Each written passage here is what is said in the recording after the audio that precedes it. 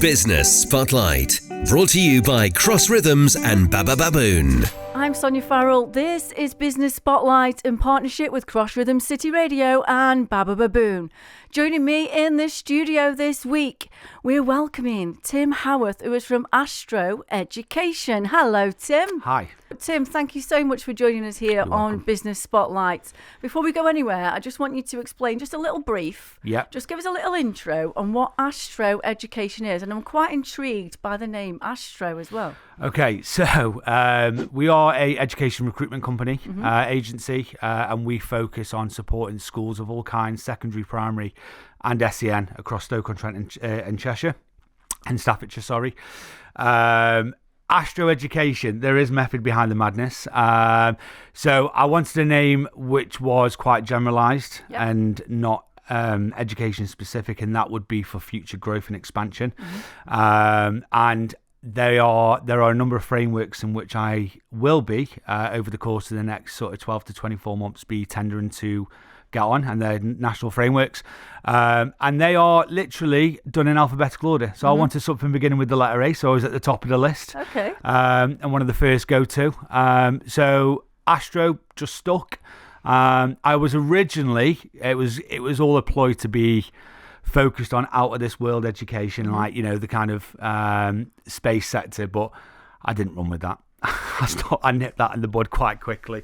But Astro Education stuck. So yeah, Astro was born 12 months ago. 12 months. And we are going from strength to strength. 12 months in then. I mean, starting, you know, doing anything by yourself, we all know it's nothing easy. Yeah. And it has its challenges in itself. But why did you decide? What was it that you made you, first of all, to start your own business, and two, why the recruitment sector? So the recruitment sector, and I think if you ask anyone in the sector, do you aspire to work in recruitment? The answer would always be no. I fell into recruitment over 10 years ago. I'd worked in the insurance sector locally for give or take just shy of a decade. And truth be told, I just fancied a new change. You know, I'd done insurance for a long time. I'd qualified. I'd got the kind of CII qualifications, but it just wasn't really entertaining. And I just wanted something new. So I suppose my natural career has always been progression. And, you know, I've worked as a recruitment consultant from Stoke, recruitment consultant covering Cheshire. I've then moved into like team management roles, seconded to London, managing teams, and going on to like the managed service framework contracts, which was more focused on multi-academy trusts and working with those wholesome, if you will. And then joining an ed tech company, which again was a really unique idea. The platform they had was sensational, but I'm quite an ambitious individual, and I always had the kind of mindset that I'd want to give it a go. And we were fortunate enough that our kids have just turned 5, so we've got twins. They just started in school in September, just gone. So we financially had a lot more disposable income, given the fact that we no longer had nursery fees. So I got the wife on board. I was like, look, you know, I feel like I need to give it a go. You know, I've done it for so long. I know the ins and outs. I'm still always learning. But if I don't do it now, I'll look back in 5 years and I'll regret it. And as soon as she said, yeah, well, do it, go on then, give it a go, I was literally within sort of 4 to 6 weeks later, I handed my notice in, I told him what I was doing, and I was on gardening leave, and away we go, really. And Astro was born, and it was launched in May 2024. So why is it then, is it the education sector, and why are you sort of, that's your niche really, and that's what you're focusing on? Why now? Why now? So now I've done education since the very start. I had a 12-month gap to go and do IT recruitment, and I just returned to education quite quickly. But for me, it's the relationships. You know, it's the diversity of the role. You know, you could be speaking to a head teacher, a business manager. You could be dealing with a teaching assistant, a teacher of maths. You know, the variety of people and the individuals that you come across, you know, are far and wide. And for me, that's the enjoyment. I'm a people's person. I like getting out and about. I like to get in front of people. And I just felt, from an education perspective, if I was going to set up a recruitment company, I'd want to do it in my own town. You know, I'm a Stoke lad. I grew up in Stoke. You know, I know the demographic of the area. You know, and I understand. I've got friends that I've got kids in high schools. I've got my own kids in primary schools. You know, so cliche. You know, but I generally wanted to make a bit of a difference with the schools that I work with, and from a transactional perspective, I wanted to have my own business, because when you work for someone, you know, and this is completely understandable, but when you work for someone, you've got to conform to their way of doing it, you know, their terms of business. Whereas I wanted to be kind of like in control of that, you know, in my mission statement, and I stand by this. And obviously the schools that I work with will obviously already benefit from this, but I want to work with them on mutual terms. So, you know, just to kind of elaborate on that a little bit, it's all about working with schools based on their budgets. So, and my example of this, right? So if you've got a rural school, you know, a 1-form entry, their budgets compared to a big secondary school, which have got 1,100 students in, are going to be so, you know, worlds apart. But that rural school, in my opinion, should still have the ability and the finances and the budget to say, well, we need supply, we need staff. We can go to Astro Education because it's affordable and it's working around our terms. You know, we've agreed mutually, so that I know when I engage with Astro Education, this is how much it's going to cost, and I'm not going to get an invoice at the end of the week and it's going to take me by surprise. And it's having that open conversations with, as I mentioned, the sort of senior leaders of the schools and the multi-academy trusts to say, you know, I understand, you know, a high school with 1,100 kids are going to have a massive budget. You know, and again, they're still going to find it difficult to manage that, because all schools are at the moment. You know, the government are, you know, cutting funding left, right, and centre, or squeezing funding left, right, and centre. You know, teachers are having a pay rise this September, 4%, which again is going to put a strain on schools. It's needed. I think teachers deserve more of a pay rise.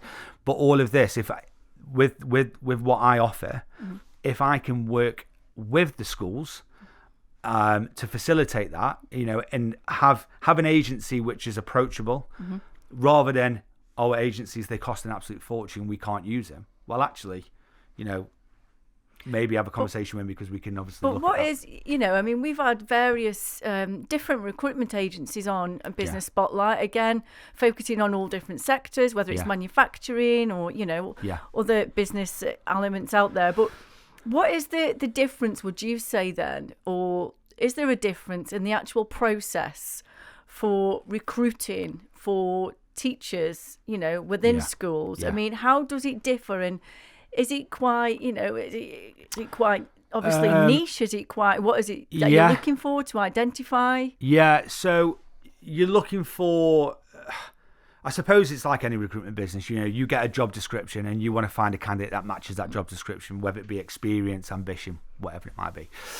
Where we differ in the education sector, though, is the compliance process. You know, in the clearance process, we have to make sure that every box is ticked. You know, everyone's got a DBS, everyone's got the right to work check, everyone has got references. You know, every element of the guidance which is set out by the DOV, the Department for Education, we are ticking that box.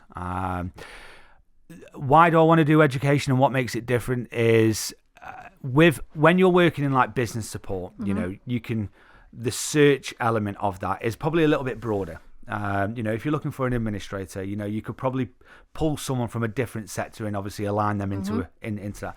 When you're working with schools, you're either a math teacher or you're not a math teacher. It's as simple as that. You know, you're either a qualified primary teacher or you're not. When it comes from a support capacity, so you're teaching assistants, you're learning support assistants, etc., that's where you can be a little bit more creative, and you can pull people from like maybe the care sector into it, which is going to help with the recruitment side of things. But yeah, I mean, the education for me, it's knowledge. I understand the sector. You know, when I first you know, if you were talking to me 10 years ago, I'd be like, yeah, okay. I'd be winging it. I wouldn't have a clue, even though we've all been in school. We've all experienced what a school's like. But when you're talking at a different level and you're talking about what it is and how a school operates, and you're talking their language, it's a completely different kettle of fish. So I'm now in a position where I understand it. I'm still learning. There are still conversations that I have with senior leaders, multi-academy trust CEOs. I'm like, really? Okay, just tell me more about that.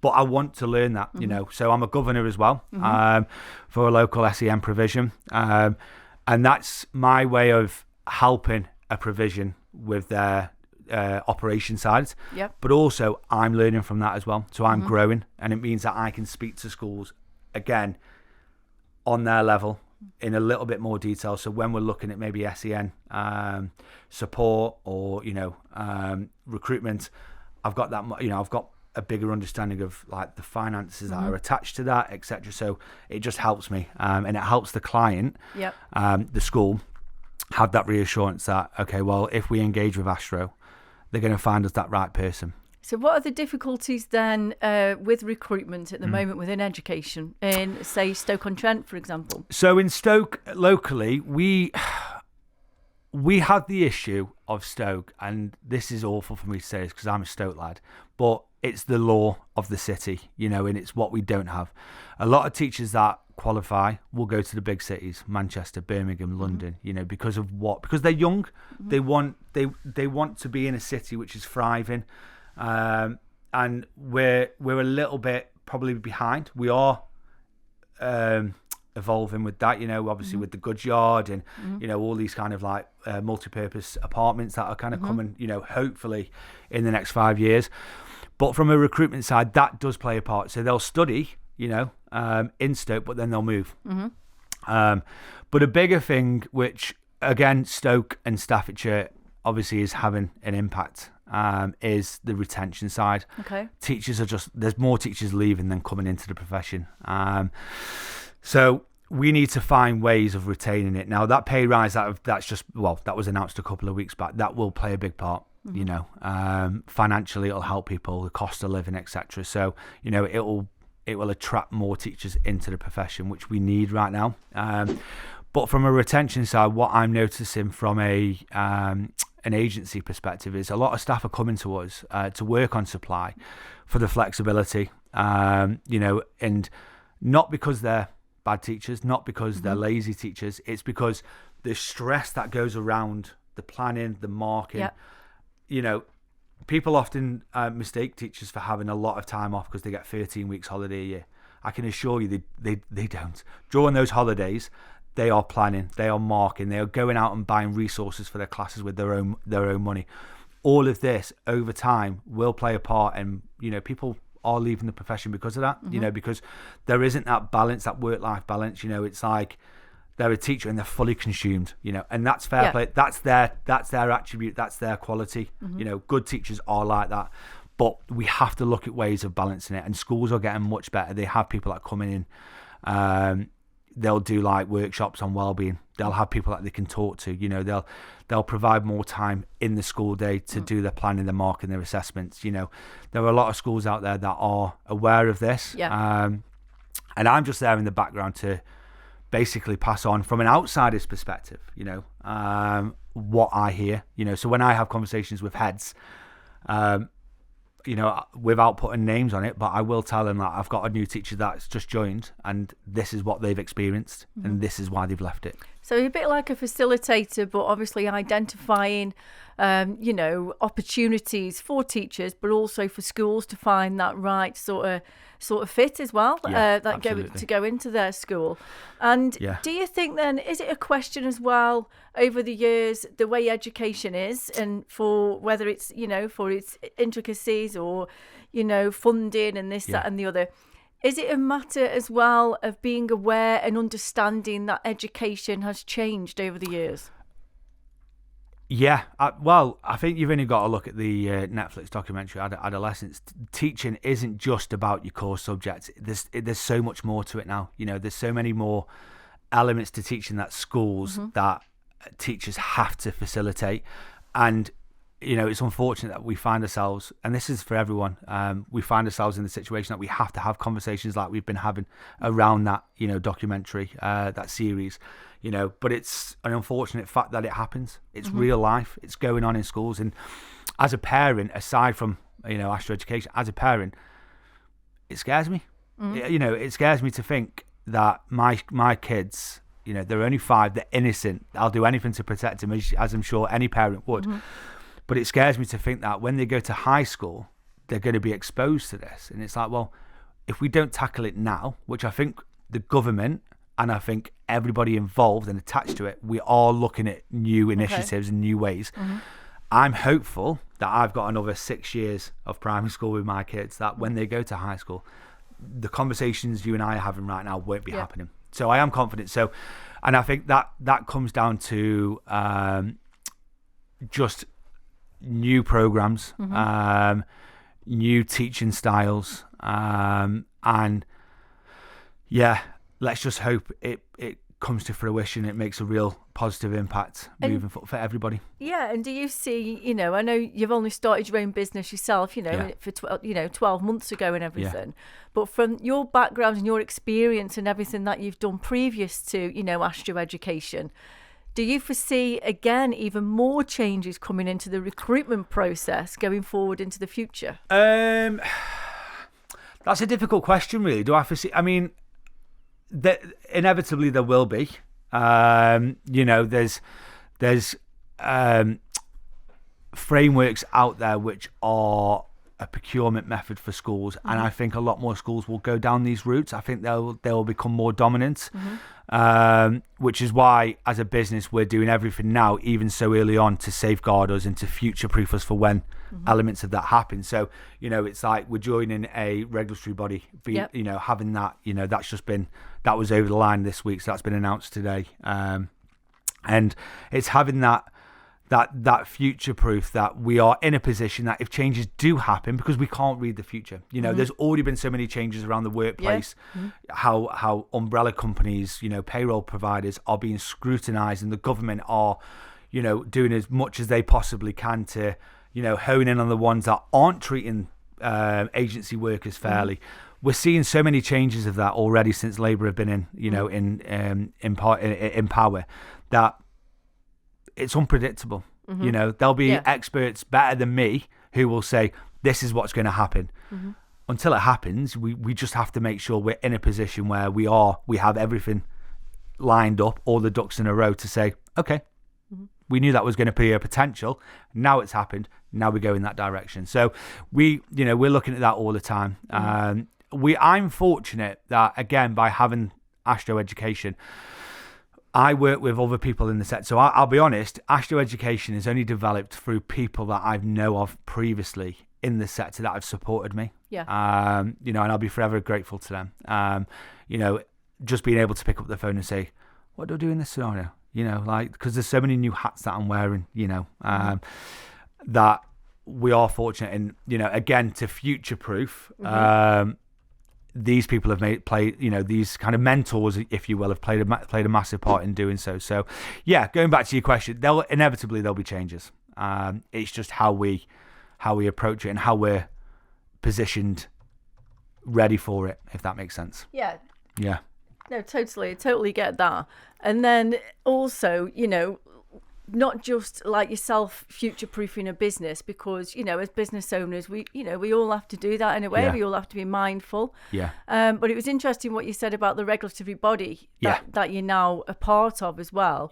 I mean, do you see that as being something that, whether it's any business, needs to be associated with something or some other body to help to almost protect them in a way? It's protecting you, and it's protecting your end client as well.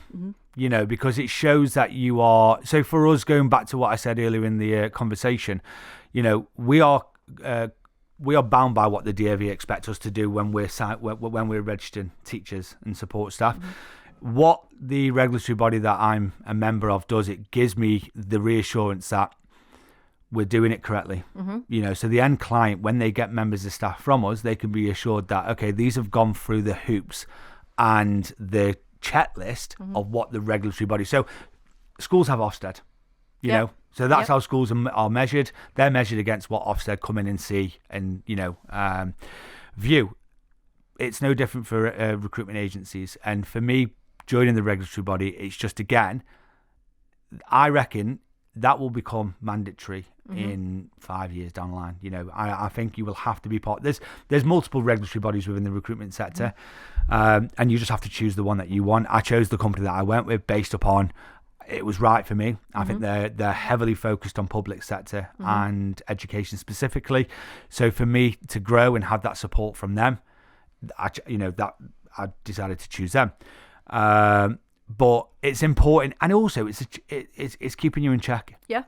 It's having someone saying, well, actually, the new regulations of what's been announced are going to mean that you need to do this, and it's having that kind of someone telling you as well, because you don't want to miss anything, and it's added assurance to schools that the candidates that come in are fully legitimate, fully cleared. They have the necessary checks in place to work in schools. We know the stories that have happened previously, and we need to be in a position where that will never happen. And obviously having a regulatory body supporting you with that, it means it won't. And before you go, Tim, one more question I'm just going to ask you, because you seem very, very passionate. Yeah.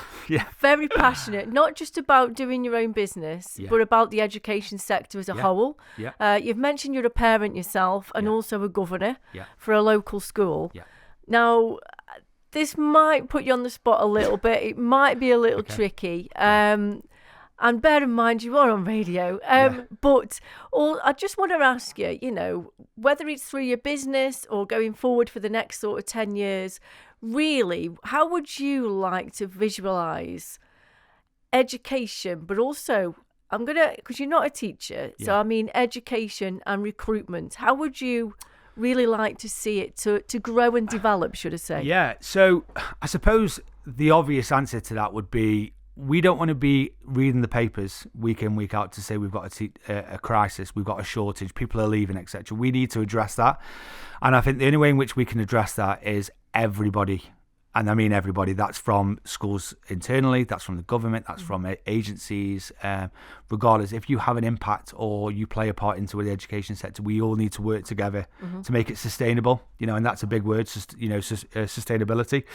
But where would I like to see it? I mean, of course, I'd like to see my business thriving, so these difficulties that the education sector face, is where I align, I support with that. But I'd like to see the schools not having difficulties, schools working with agencies confidently. There was a time when I first started where there'd be more candidates than jobs. And now we're, flip that on the head, there's more jobs than candidates. We need to find that balance. Away from recruitment, all these, I want schools to be a thriving establishment for my kids, if I'm speaking personally. I want my kids to go to primary school, and by the way, they're in an amazing primary school at the moment. Cannot fault it. It's beautiful. But when they go to secondary schools, all the troubles that you hear around social media, this might be controversial, but I feel social media should be banned in schools, full stop. I don't think it needs to be used. I don't think teenagers need to be on it. I think they're too exposed. I think there's too many people who are unsavoury that are playing a big impact on children's mindset. It's not needed. Let's ban phones. I'm all for it. Ban phones in schools. We don't need kids don't need phones in schools. If they need to phone parents, speak to a teacher. There's processes. So it might be controversial, that, so I apologize if people disagree. But yeah, I just feel like we need to go back. I'm the wrong side of 30, and I remember my school, and I was probably the last generation who went to school without any phone or social media. And you know what? I'm grateful for that. I am really grateful for that, because school. I had good moments, I had bad moments in school, there was, but I knew for a fact at 3:30 when the bell went, I could go home and switch off. It wasn't going to follow me, and I just feel like we need to find some way to get back to that. Let kids be kids again. I think there's too many pressures on them. So yeah, so going back to your question, that's where I'd like to see schools in a nice environment, streamlined, sustainable, but mainly from a student's perspective, just a better place for well-being. if that makes sense. That makes sense, Tim. Thank you so much. And I just want to say congratulations as well on your first year in business. Thank you. It's not easy, as we all know. No. But you're here, you're on Business Spotlight, and I really appreciate you coming in to the studio. So thank you very, very much. Thank you. Good stuff. That's Tim Howarth from Astro Education here on Business Spotlight with me, Sonia Farrell. Business Spotlight, shining a light on our local business community. Brought to you by Cross Rhythms and Baba Baboon.